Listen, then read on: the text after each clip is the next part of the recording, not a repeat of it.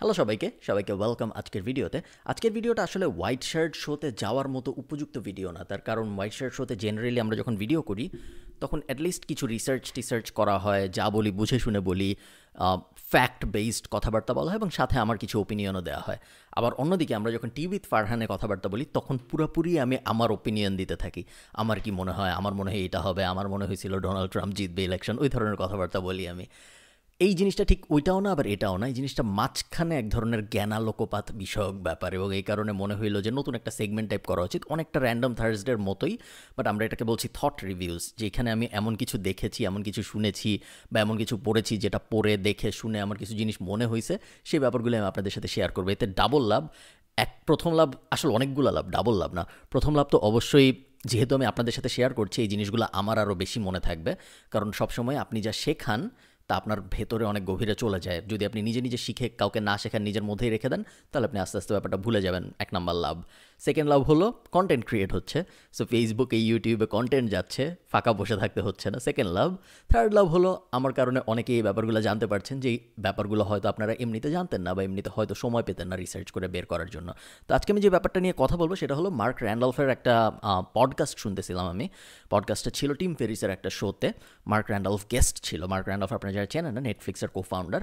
তো উনি পুরো পডকাস্টে অনেকগুলা কথা বলছে, যে কথাগুলো আমার সাথে স্ট্রাইক করছে একটু একটুভাবে বললে।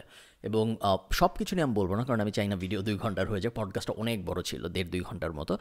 বাট এই ভিডিওতে আমি জাস্ট ওই পডকাস্টের মধ্যকার কিছু কি বিষয়, উল্লেখযোগ্য বিষয়, যে ব্যাপারগুলো আমার ভালো লেগেছে বা যে ব্যাপারগুলো আমার মনে হয়েছে যে আপনাদেরও জানা উচিত, ওইগুলো নিয়ে কথাবার্তা বলবো। অনেক লম্বা ইন্ট্রোডাকশন দিয়ে ফেলেছি। তো আপনারা যারা চেনেন না, মার্ক র্যান্ডলফ বেশ ইন্টারেস্টিং একটা মানুষ। ছোটোবেলা থেকেই ও নেটফ্লিক্স নিয়ে অনেক দিন ধরে কাজকর্ম করছে, অনেকটা বেজোস টাইপেরই মানুষ। ইন আ সেন্স যে একটা কোম্পানি নিয়ে অনেক দিন ধরে কাজ করে যাচ্ছে, বিক্রির অফার আসছে, বিক্রি করে নেই, কাজ করেই গেছে, এই ধরনের একটা মানুষ। আমাদের মতো মানুষ না, যারা একটু বড় টাকার অঙ্কের অফার আসলে আস্তে আস্তে চলে যাওয়ার চিন্তাভাবনা করে বা ভাবে যে এটা বেচে দিই, ওটা বেচে দিই, ও ধরনের মানুষ না। সো খুব পেশেন্ট একটা লোক, এবং কথা শুনলে বোঝা যায় যে অনেক ভালো কমিউনিকেটর। সব মানুষ কিন্তু ভালো কমিউনিকেটর হয় না। যেমন ধরেন জাকারবার্গ ট্যালেন্টেড, এই বিষয়ে কোনো সন্দেহ নাই, কিন্তু জাকারবার্গ কিন্তু খুব ভালো কমিউনিকেটর না। জাকারবার্গের সাথে কথা বলে মজা নেই।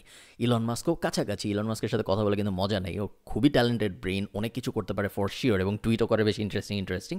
বাট কমিউনিকেট, হয়তো ভোকাল কমিউনিকেশনটা অত ভালো না। মার্ক র্যান্ডলফের ক্ষেত্রে ব্যাপারটা একদমই এরকম না। খুব মজা করে কমিউনিকেট করতে পারে এবং ওর কথাবার্তা শুনতে বেশ ভালো লাগে। তো প্রথম যে জিনিসটা আমার ভালো লেগেছে সেটা হলো, ওরা নেটফ্লিক্সের শুরুর দিককার কথা বলছিল, যে কেন, মানে কীভাবে এই আইডিয়াটা আসলো যে ওরা ভিডিও রেন্টাল সার্ভিস দিবে। শুরুর দিকে তো ভিডিও রেন্টাল সার্ভিস ছিল, তখন তো নেটফ্লিক্স, আজকের যে নেটফ্লিক্স, ওরকম ছিল না। তো ওদের আইডিয়াটা ছিল, ওরা ঠিক করে রেখেছিল যে আমরা একটা সাবস্ক্রিপশন বেসড ব্যবসা করব। এটা একটু আমি পরে আসছি, ও পরেই ব্যাখ্যা করেছে যে কেন সাবস্ক্রিপশন। বাট আমি আগে আইডিয়াটা নিয়ে কথা বলি। তো ও আর ওর বন্ধু 3টা আইডিয়ার মধ্যে কনফিউজড ছিল। প্রথম আইডিয়াটা ছিল যে মানুষের কুকুরের গায়ের লোম কেটে ওদেরকে পাঠাবে। ওরা ওই কুকুরের গায়ের লোম অ্যানালাইজ করে, ডিএনএ স্যাম্পলিং করে, ওই কুকুরের জন্য কোন ধরনের ডায়েট ভালো, ওই কুকুরের জন্য দিনে কতবার ওই কুকুরের এক্সারসাইজ করা উচিত, ওই কুকুরের কী কী ধরনের অসুখ হইতে পারে, যেসব ধরনের অসুখের জন্য সতর্কতা নিয়ে রাখা উচিত, ও কুকুরের ইন্স্যুরেন্স নেওয়া উচিত নাকি উচিত না, এই ধরনের ব্যাপারগুলো অ্যানালাইজ করে ফেলতো।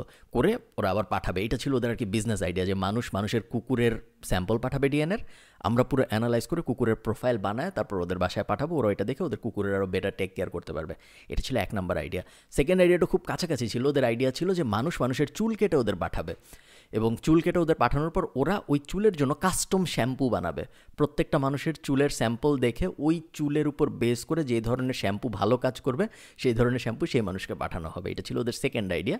এবং থার্ড আইডিয়া ছিল ভিডিও রেন্টাল, যে মানুষের কোনো একটা মুভি দেখতে ইচ্ছা করতেছে, মানুষ ওদের ওয়েবসাইটে যাবে, যে মুভিটা অর্ডার দিবে, ওরা দোকানে যেয়ে ওই ডিভিডিটা কিনে ওদের বাসায় পাঠিয়ে দিবে।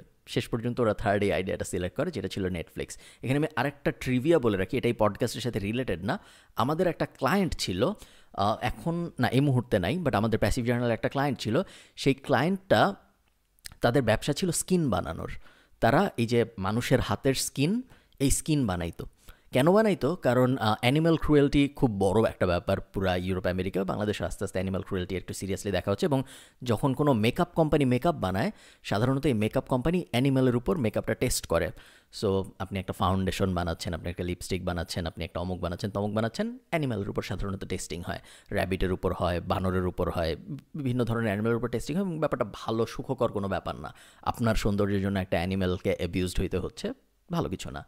তো এই ব্যাপারটা ট্যাকেল করার জন্য এই কোম্পানিটার আইডিয়া ছিল যে আমরা ফেক সিনথেটিক স্কিন বানাবো মানুষের, এবং এই স্কিন আমরা এই মেকআপ হাউসগুলোকে সাপ্লাই দিব, যেন ওরা এই স্কিনের উপর ওদের মেকআপ টেস্ট করতে পারে, অ্যানিম্যাল অ্যাবিউজ না করতে হয়, এবং এই কারণে ওরা ওদের প্রোডাক্টে আমরা ক্রুয়েলটি ফ্রি এভাবে বলে ওরা ওদের প্রোডাক্টকে বিক্রি করতে পারবে। সো বিশাল ইতিহাস এটা। আমার এই চুলের কাহিনীটা শুনতে যে, বা চুলের কাহিনীটা যখন আমি শুনছিলাম পডকাস্টে, তখন আমার এটা মাথায় এসেছে যে আরে এরকম একটা ক্লায়েন্ট তো আমরাও ডিল করেছিলাম। সো এ থেকে আমরা কী শিখতে পারি?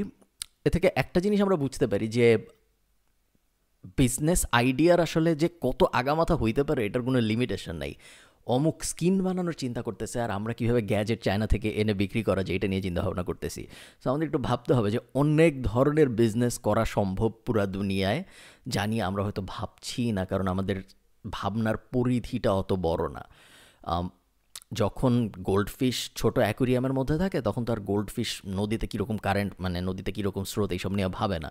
সেই সুন্দর অ্যাকুরিয়ামটার ভিতরে কী কী গাছ আছে ওই সব দেখে, ওই গাছের গায়ে, গাছের উপর বেস করে, বা ওই অ্যাকুরিয়ামের পানিটুকের উপর বেস করে কী ধরনের ব্যবসা দাঁড় করানো যায়, এগুলো নিয়ে চিন্তা ভাবনা করে।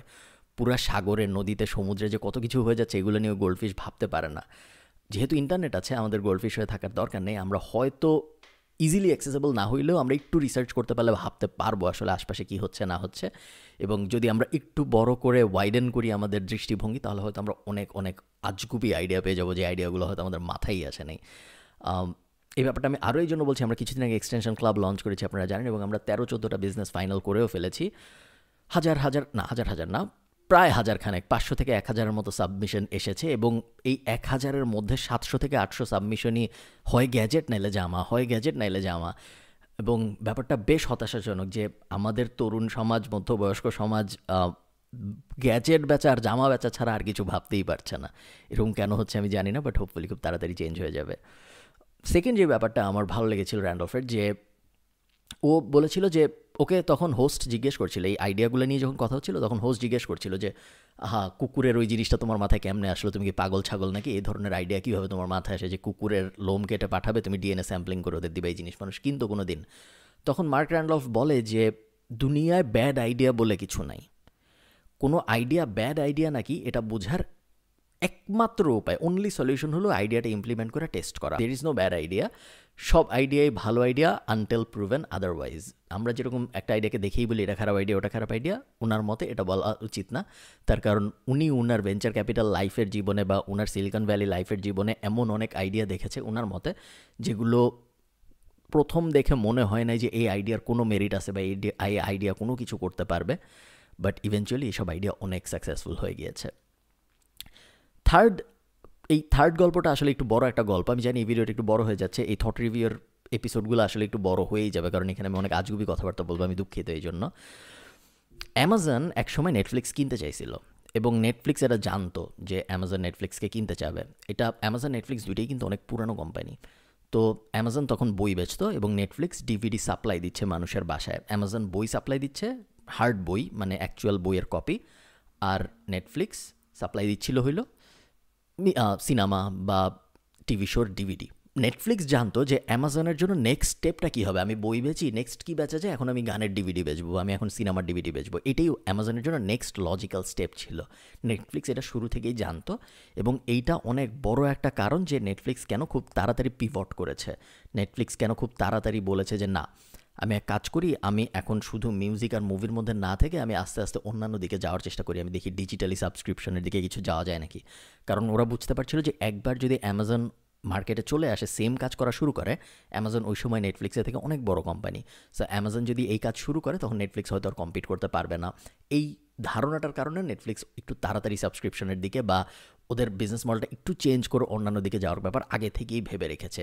এবং একবার এই মার্ক র্যান্ডলফের সাথে জেফ বেজোসের মিটিংও হয়েছিল। অ্যামাজন নেটফ্লিক্সের মানুষদের অ্যামাজনের হেডকোয়ার্টারে ডেকেছিল, এবং ডেকে বলে নাই যে আমরা তোমার কোম্পানি কিনতে চাই, বাট এমন একটা ভাইব দিয়েছিল ওদের কোম্পানি কেমন, ওরা মার্জারে আগ্রহী নাকি, ওরা ওদের কোম্পানি কখনো বিক্রি করতে আগ্রহী নাকি, এমন ধরনের এই ধরনের প্রশ্ন করেছিল যে এই প্রশ্ন থেকে মোটামুটি সিলিকন ভ্যালির সবাই বুঝে গিয়েছিল যে অ্যামাজন নেটফ্লিক্সকে কিনতে আগ্রহী $16 মিলিয়ন।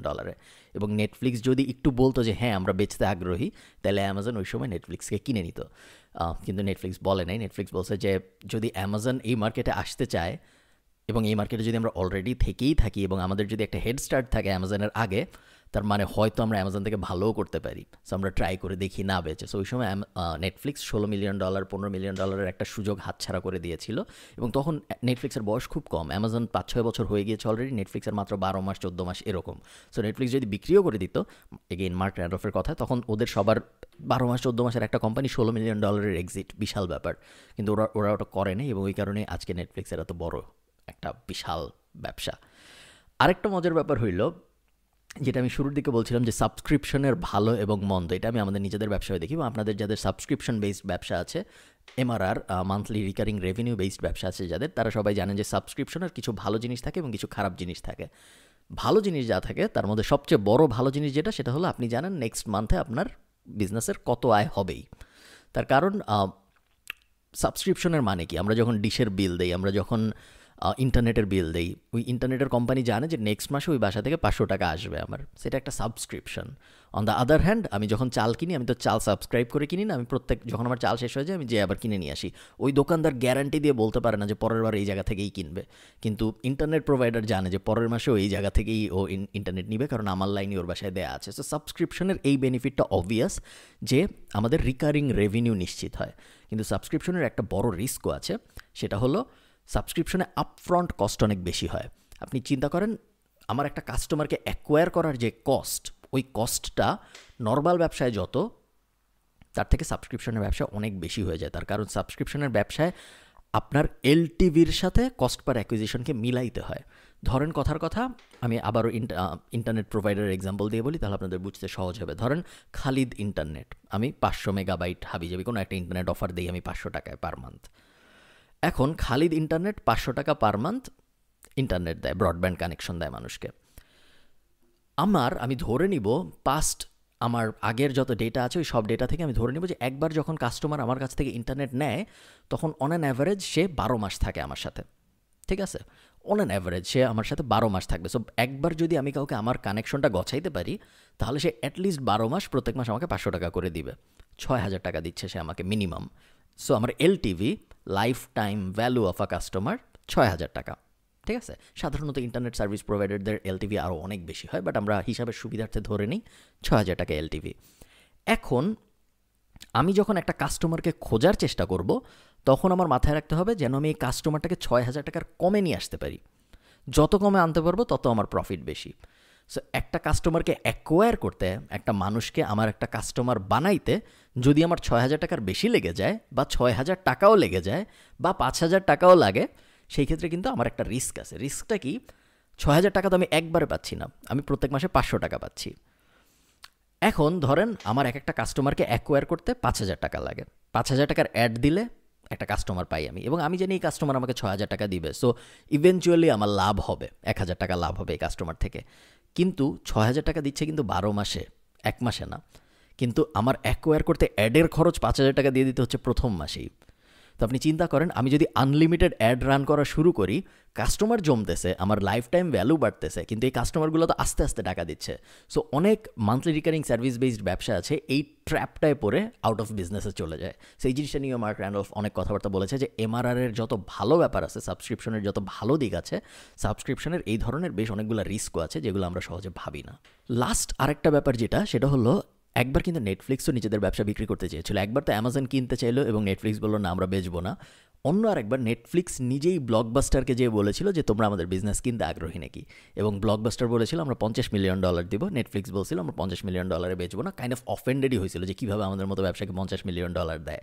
তো ওই কাহিনীটা ছিল যে ওই সময় ব্লকবাস্টার খুব বড় ব্যাপার ছিল, এবং ব্লকবাস্টার এখনও আজকালও ব্লকবাস্টারের অনেক সিনেমা হল আছে, বাট ওই সময় ডিভিডি রেন্টাল ব্যবসায় ব্লকবাস্টার একদম সেরা বলা হইতো। যে নর্থ আমেরিকায় যে কোনো জায়গায় দাঁড়ায় যদি আপনি একটা ইট মারেন, তাহলে ওই ইটটা ব্লকবাস্টারের উপরে যেয়ে পড়বে, কোনো একটা ব্লকবাস্টারের শোরুমের উপরে যেয়ে পড়বে। তো নেটফ্লিক্স ব্লকবাস্টারকে অফার দিয়েছিল যে তোমরা এক কাজ করো, তোমরা তোমাদের এই বিস্তৃত নেটওয়ার্কটা ইউজ করো, তোমরা ডিভিডি রেন্টাল করতে থাকো, কোনো সমস্যা নেই, তোমরা তোমাদের সিনেমা হল চালাতে থাকো, তাতেও কোনো সমস্যা নেই, আমরা অনলাইন সাবস্ক্রিপশনে চলে যাই, আমরা অনলাইনে বিক্রি করার চেষ্টা করি জিনিসপত্র, এবং আমি আর তুমি মিলে মার্জার হোক একটা বড় কোম্পানি হই আমরা, কারণ আমাদের আর কোনো কম্পিটিটরও নাই।